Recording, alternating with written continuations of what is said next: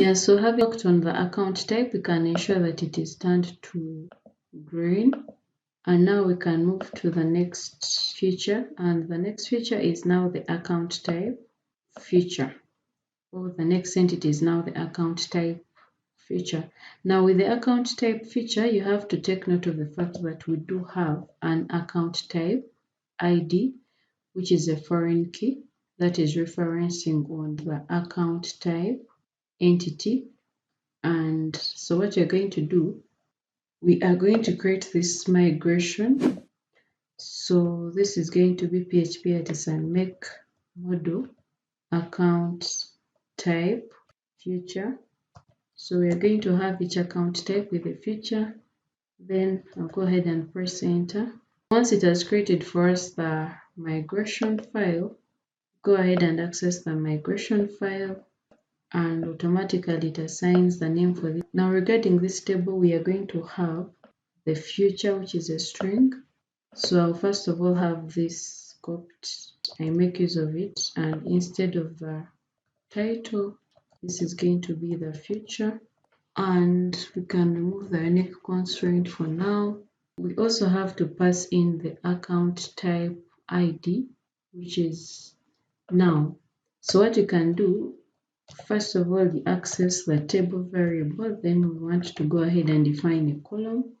And the column for this case, since it's going to be a foreign key, we can work with the unassigned big integer such that we ensure that we create an integer, and we also ensure that the integer is positive, it is not a negative value, and we must ensure that we pass in the name of this column.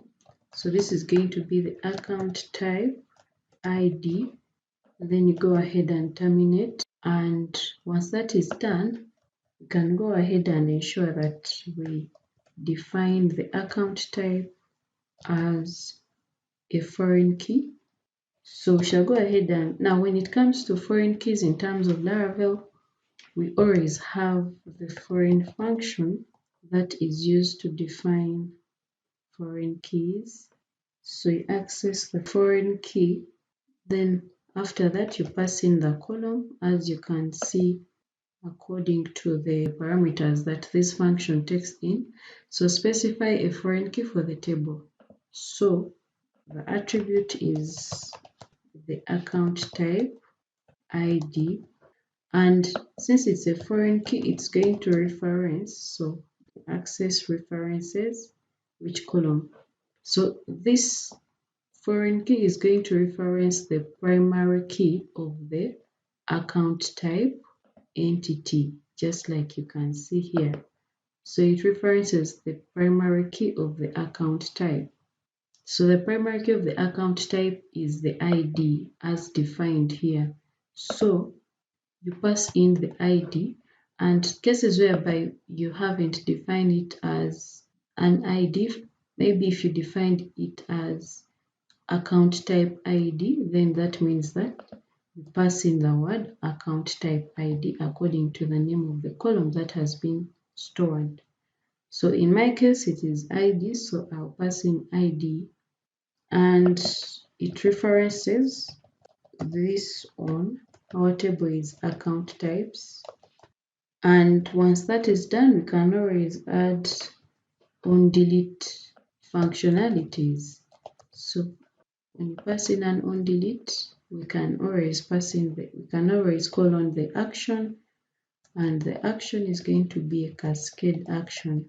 Now the cascade ensures that when we delete the parent table, which is the account types, we can also delete the features that have been associated with this account type. So that is the cascade. Then I'll go ahead and add a termination to or a semicolon. So once that is done, then I can go ahead and migrate. So PHP artisan migrate to migrate this table now. Perfect. So once it has migrated, we first ensure that this migration was really successful, even in the database. So I'll go ahead and access the database, and we must see account type features. So when I click on it, you can see that we do have an ID, the account type ID, and the feature. So at this point of time, we must be interested in confirming whether the foreign key has been added there. So you access the structure, then you can see that this has been defined as a big int unassigned, and the account type. Now when you look at this action feature, you can see that the account type has now been defined as a foreign key, and if that is true, then we are good to go. So I'll now move back to the browse functionality, and we do not have any data. So I'll ensure that I track this change as well.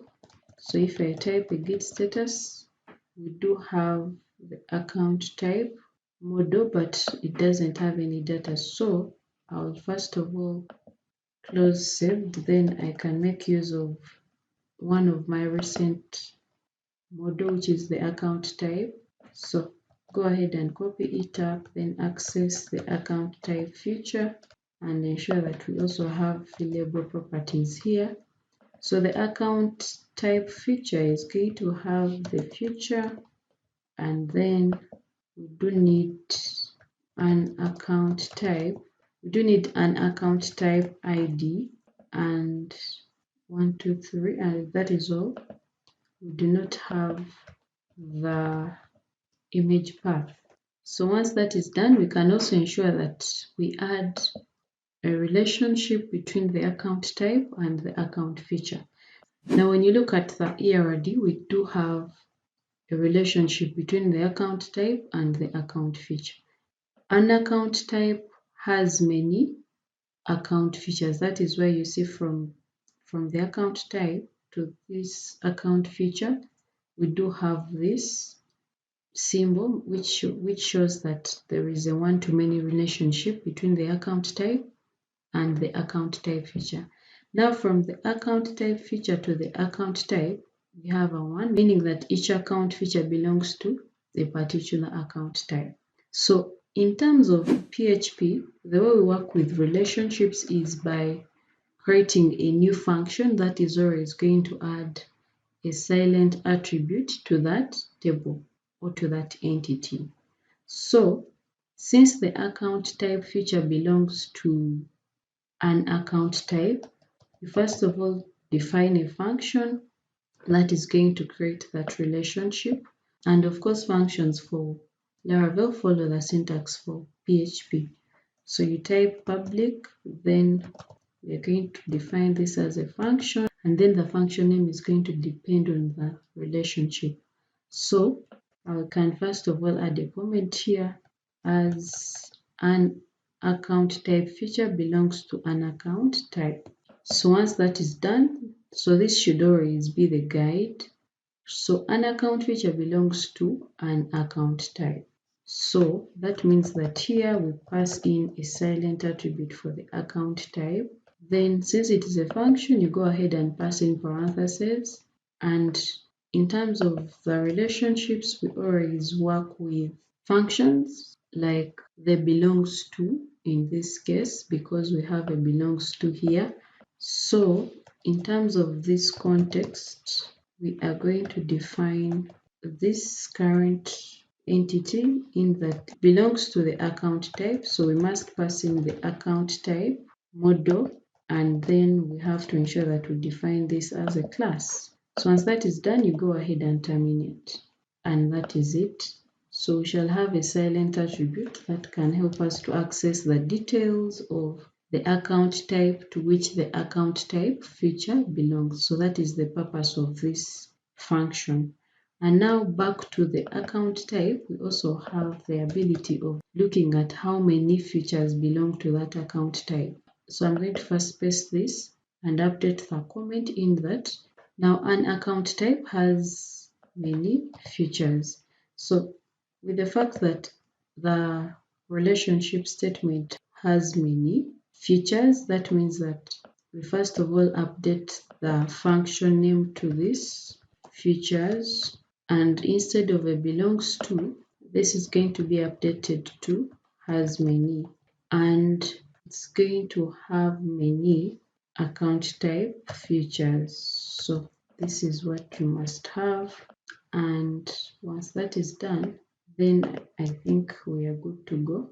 So I'll now go ahead and also ensure that this is tracked. So I'll say git status, then git add, then a git add, then git commit to ensure that we commit these changes. So added migration file and model for the account type feature. So I'll go ahead and push to my branch as well. So having pushed, I'll ensure that I will confirm whether my changes have been tracked. So this is my commit. When I access the commit message, and we worked on the models. So for example, if I test out the account type feature, you can see that the changes have been updated. So once that is done, we can now move to updating our bread functionality for the account type feature. So for whatever feature that the admin must manage in terms of, for example, adding data, editing data, and deleting data, at least it must have bread functionalities added to it. So when I access the bread functionality and then the account features, I'll click on add. Now, of course, make sure that you update the namespace for the model. So this is going to be app/models, then the account type feature. Then you can try to add some server-side pagination just in case we have a number of features. Then the ID will be a number. Then the account type. Now, with the fact that the account type feature is related with the account type, that therefore means that we need a drop down. We do not need text. So this data must be fetched automatically from the table for the account types. So I'm going to click on select drop down, and then the feature is going to be text, and we can first of all submit. Then having submitted, we shall go back to edit, and in terms of editing, we now have to add a relationship to this account type feature. So you click on create a relationship, and we noticed that there is a one-to-many relationship between the account type and the account type feature. So now when we are adding a relationship to the account type, we saw that the account type belongs to an account type. And when you look at this, this insight, it asks which column from the account type feature is used to reference to the account type. So remember that while we were creating our migration file, we did have our account type ID referencing, our account type ID being referenced on the account types with the ID. So which column from the account type feature is used to reference? So in the account type feature, we do have the account type ID. So you select this, and then the selection details display the account type. So in terms of the drop down, we want to display the title or the name of the account type, and then we store the account type ID because we defined the foreign key as an integer, and of course we are keeping track of it, so we shall store the account type ID, and actually it's because of the fact that we referenced the ID itself. So once that is done, you click on add a relationship. So relationships are very key, and now we are having the model class does not exist. Please create a model before creating the relationship. Now we first of all have to confirm where the issue is arising from. App models, account type, feature, and what do I have here? We do have account type feature. Okay, now I had actually forgotten to update the field where we must add the the name of the model. So once again, the account type feature belongs to the account type, and here they are telling us fully qualified model name. So we are going to pass in the model name, and the model name is the account type feature. Then the column, of course, the column is the account type ID, and then we want to display maybe the title or the name of the account type, and then we can store the account type ID. So we click on add relationship. Yes, so now once it has been added successfully, we can now go ahead and test this functionality to ensure that it is working as expected. Now, whenever you add a relationship, you can always have the ability of updating if the account types are going to be required by clicking on OK, if the account type is going to be required. So you see that this relationship, when you add it here, it's already in line with what we have defined here, the account type. But of course, most of the times it requires you to have a better understanding of how relationships do work, but that is it. So if we go ahead and test the account type, and so we can now go ahead and test the account type features, and you can see that we do not have any data. So when I click on account type features, all we need is the feature, for example, this, and then the account type. So it says that we do not have any account types. Let's first confirm, but we do have account types. So what does this mean? It means that maybe I have poorly set the relationship. So what we can do, we can first of all open the relationship details, and I think since this belongs to the account type, we can first of all have this updated to the account type. Then we submit, and we can retest this once again. So refresh. Now, so we had to point to the parent table, not again to the child table. So now you can see that the data is fetched. So if I select the fixed account, for example, if this feature is for a fixed account, then for example, say fixed interest and maybe something precise just to test. And now you see that we are having the account types in lowercase as the name. So when you click on the account type features, you go to edit, and we can edit this relationship. Now the name that is being displayed is this. So we shall just update this to account types, and we can make it required. Then we submit. And having submitted, we can refresh once again and test this functionality. So if I click on save without entering the data, this is required. Maybe the feature fixed interest rates. And then if, for example, we access the fixed, in that this feature is for a fixed account, then we save, you can see that it has automatically assigned the feature and then the account type as well. Now, regarding the design of the table, you always have the ability of formatting it as well or customizing it. For example, you can have the account types coming before the created at timestamp. So you see that if I have the ability of dragging, so maybe after the feature, I can add the account types here, and it's going to automatically save. So meaning that if, for example, you move the feature up, it's going to display at the top. So it depends on what exactly you want in terms of the design. So I'll submit, and when we try to refresh, you must take note of the fact that account types column must come here before the created at.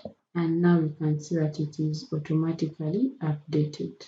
So the created data is already here, then the account types, and that is it. Then we can also view, and the view is basic, and which is okay for now. Then we can also try to edit. If, for example, I just add something like updated, then I submit, you can see that it's automatically updated. So that is it regarding the account type feature.